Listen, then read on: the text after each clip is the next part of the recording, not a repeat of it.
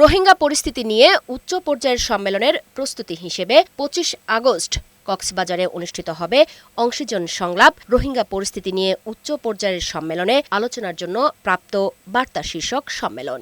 এই সম্মেলনের বিষয় এবং অংশ নিতে ঢাকায় থাকা কূটনীতিকদের ব্রিফ করেন জাতীয় নিরাপত্তা উপদেষ্টা এবং প্রধান উপদেষ্টার রোহিঙ্গা বিষয়ক বিশেষ দূত খলিলুর রহমান।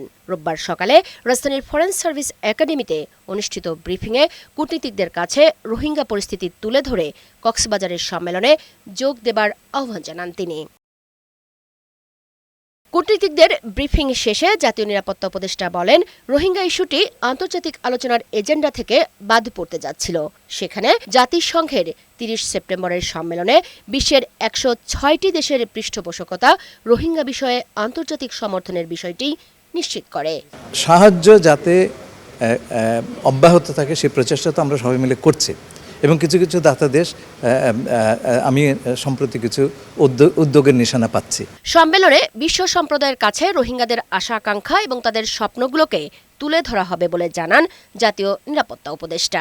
এই সম্মেলন হচ্ছে রোহিঙ্গাদের জন্য এবং বিশ্ব সম্প্রদায়ের জন্য এই সমস্যার একটা স্থায়ী এবং আশু সমাধানের পথ নির্দেশিকা দেওয়ার একটা বড় অপরচুনিটি।